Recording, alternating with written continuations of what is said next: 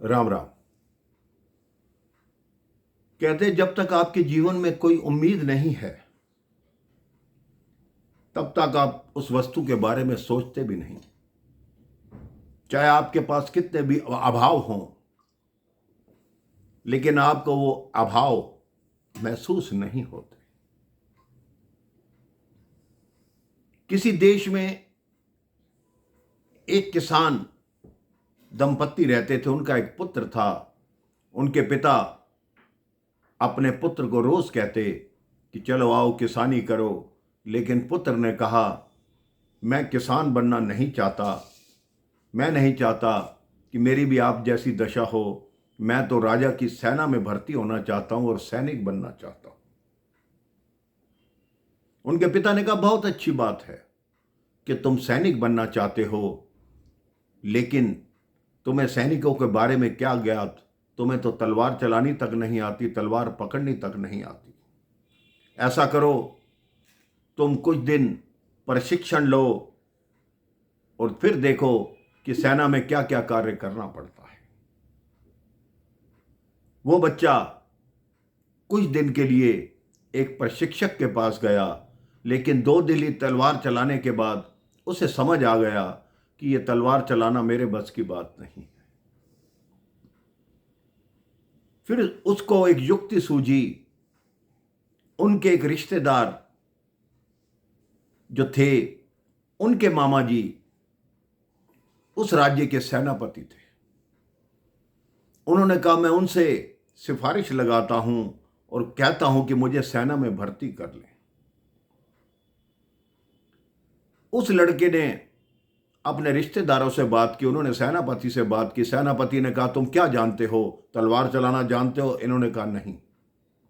तो क्या काम जानते हो? कहते मैं जानता कुछ नहीं, लेकिन मेरा स्वप्न है कि मैं सेना में भर्ती हो जाऊं।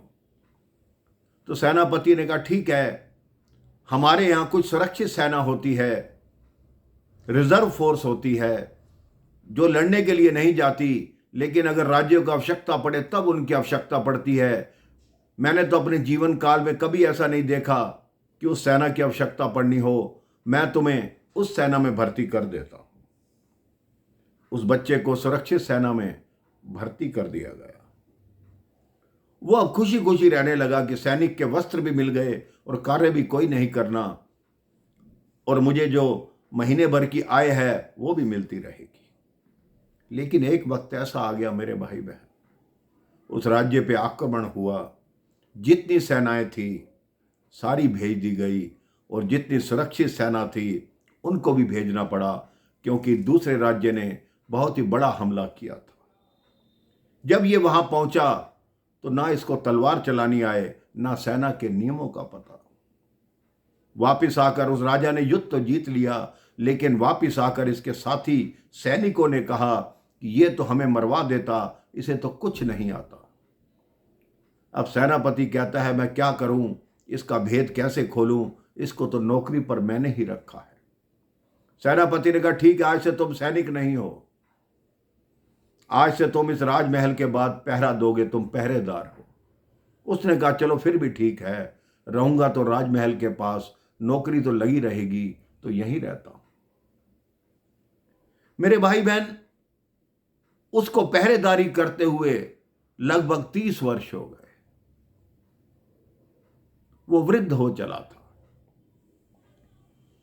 उसके मन में हमेशा यही अभिलाषा रहती थी कि कभी तो राजा मुझे देख ले, कभी तो राजा मुझे देख ले। 30-35 वर्ष के बाद एक दिन सर्दी की रात थी, तो वो बाहर खड़ा हुआ पहरेदारी कर रहा था। राजा कहीं से आ रहे थे। उन्होंने देखा एक वृद्ध पहरेदार है, सर्दी में ठिठुर रहा है, कैसे खड़ा है, कौन है? राजा साहब ने आकर पहरेदार से पूछा तुम कौन हो? उन्होंने कहा जी मैं वर्षों से यहां पहरेदारी करता हूं।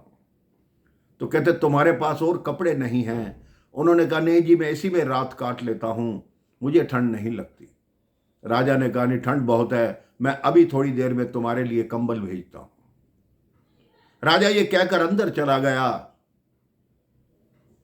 अंदर जाकर राजा कंबल भेजना भूल गया। प्रातःकाल सैनिक दौड़ते हुए अंदर आए तो राजा ने कहा क्या हुआ? कहता है बाहर जो पहरेदार खड़ा था, रात्रि में सर्दी में उसकी मृत्यु हो गई। राजा को बड़ा दुख हुआ कि मैंने इसे कंबल का बोला था। राजा भागकर उसके शव के पास पहुंचा तो उसने मिट्टी के ऊपर लिखा हुआ था कि हे राजा साहब, पिछले 35 वर्षों से इसी सर्दी में मैं इसी वर्दी में खड़ा रहा, लेकिन मेरे को ठंड नहीं लगी। आपने मेरे अंदर उम्मीद जगाई कि मैं अभी कंबल भेजता हूं।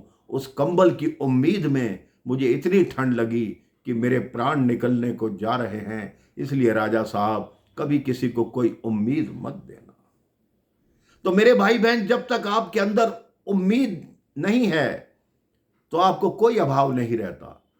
लेकिन अगर आप किसी वस्तु से उम्मीद लगा लेते हैं, तब आपको होता है कि मुझे ये तुरंत मिल जाए। आप जो उम्मीद रखनी है वो प्रभु के चरणों से रखिए, प्रभु से रखिए, वो आपके सब कार्य पूर्ण करेंगे। राम राम, जय श्री राम।